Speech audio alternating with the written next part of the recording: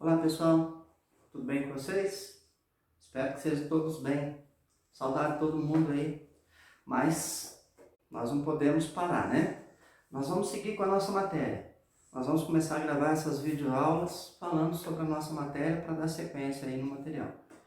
Hoje nós vamos falar sobre a questão da moradia no espaço urbano. Acompanhe através da apostila de vocês, que está na página 86. No final dessa aula, eu vou fazer a indicação de um vídeo no qual eu vou disponibilizar algumas atividades para serem feitas utilizando esse vídeo. Tá ok, pessoal? Então, o tema de hoje, vamos seguir lá para a matéria, bora para a aula. Então, pessoal, vamos lá então. Nós vamos falar sobre a questão da moradia no espaço urbano. Durante as aulas, nós já começamos a falar um pouquinho sobre esse assunto, né? Nós chegamos a comentar, então vou começar daquela parte que nós já havíamos falado e vamos dar sequência a partir de então.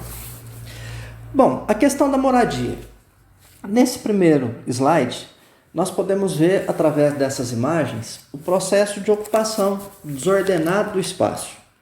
Então, a falta de moradias. Essa falta de moradias ela passa a ser um problema grave, principalmente nas grandes cidades. Por essas 4 imagens, dá para a gente mostrar um pouquinho. A primeira imagem, dá para a gente verificar que é uma ocupação feita com restos de materiais de construção, então ela é feita de qualquer maneira e a área ocupada, dá para a gente ver que não tem nenhum tipo de infraestrutura. Já a segunda foto, ela aparece entre os prédios, né? Isso que na verdade parecem tendas aí entre os prédios é uma ocupação, são barracos.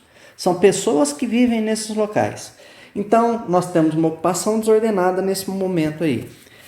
A terceira imagem, que mostra um morador, provavelmente um morador de rua, e até no fundo tem uma frase, quando morar é um privilégio.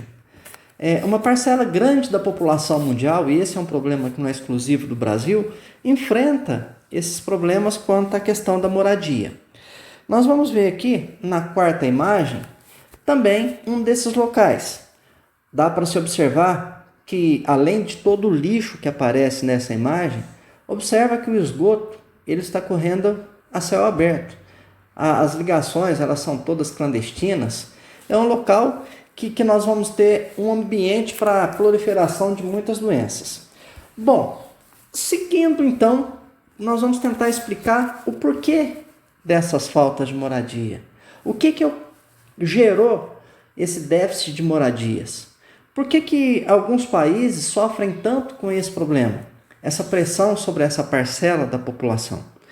Então, a primeira coisa que nós podemos utilizar para explicar essa falta de moradias foi o êxodo rural. O êxodo rural, vamos só recordar, é a saída das pessoas do campo para a cidade. Por que esse êxodo rural ele aconteceu? Nós temos alguns fatores que mostram, que explicam esse processo do êxodo rural. Um deles, nós tivemos o processo de modernização no campo, que aí nas imagens está representado pelas máquinas agrícolas. Esse processo de modernização do campo, ele faz parte da chamada Revolução Verde, que foi uma série de incentivos para se aumentar a produtividade da zona rural. E, no caso, a utilização de tecnologias fez com que diminuíssem as ofertas de emprego no campo.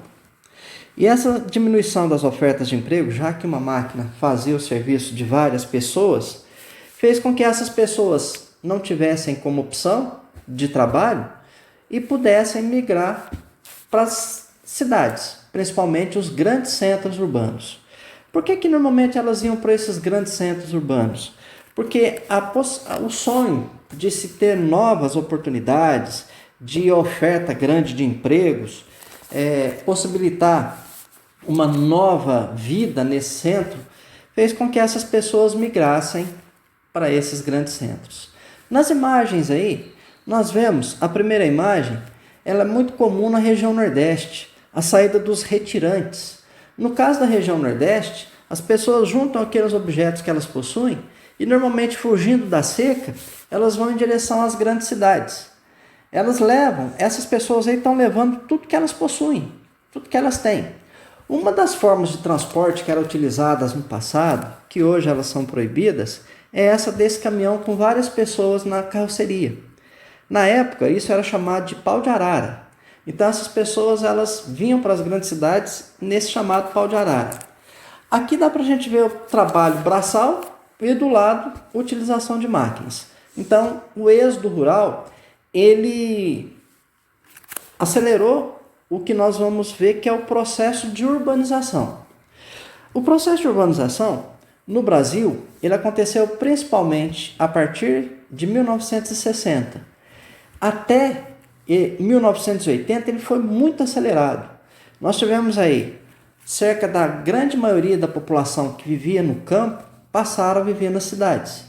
Nós tínhamos até 1960 cerca de aproximadamente 60% das pessoas no campo e 40% nas cidades. Já em 1980, a proporção ela inverteu-se completamente. No campo, existiam apenas 30% das pessoas e 80% nas cidades. Então, um processo de urbanização muito rápido. O Brasil foi um dos lugares do mundo que esse processo ele ocorreu de uma maneira bem acelerada. Bom, então nós tivemos o processo de urbanização, a formação de grandes centros urbanos. Aqui nós temos duas fotos das duas maiores metrópoles brasileiras. À esquerda, a cidade de São Paulo, e à direita, a cidade do Rio de Janeiro.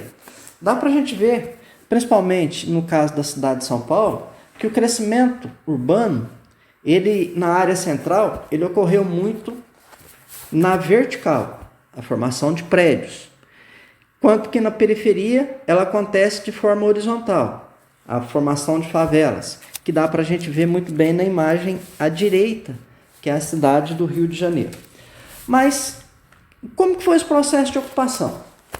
Hoje, nas grandes cidades, nós temos o que nós chamamos de ocupações irregulares. Observem as duas imagens.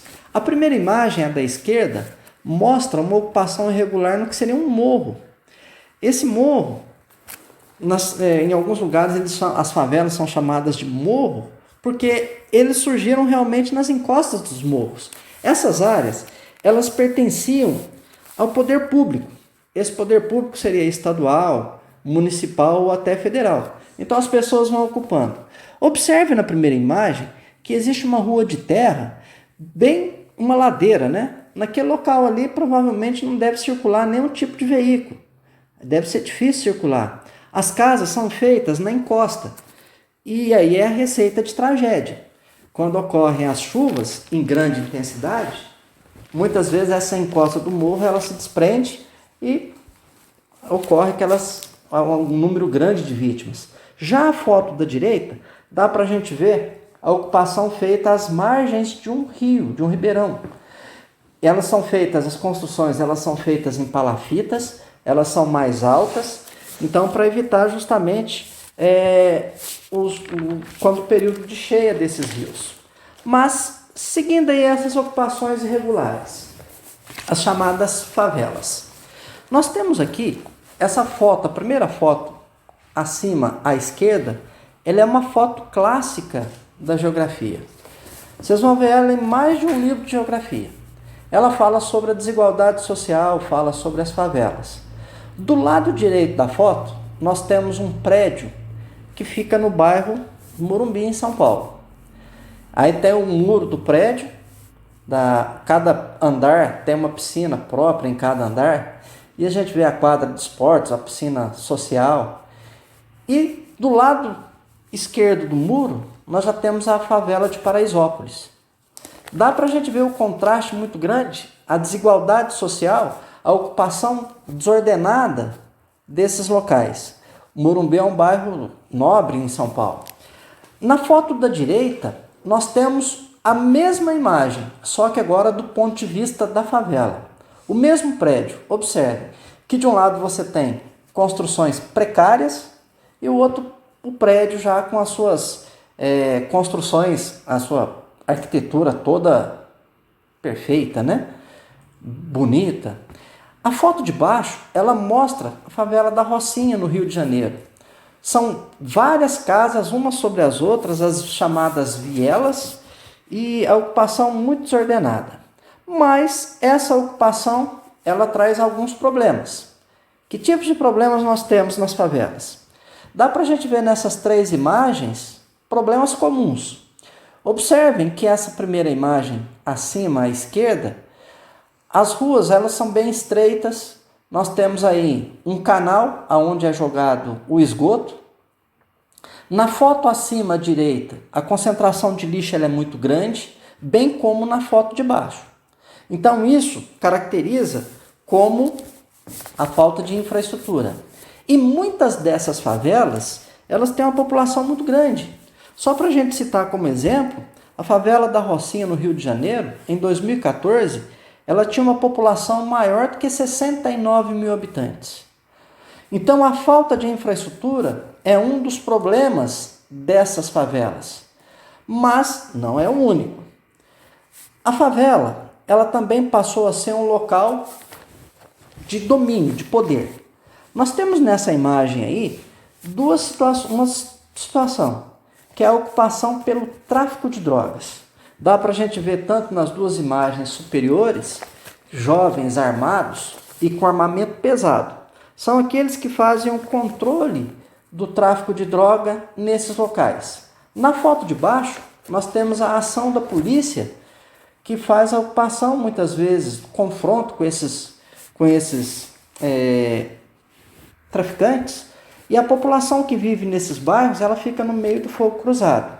Hoje em dia, nós ainda temos a atuação das milícias nesses locais.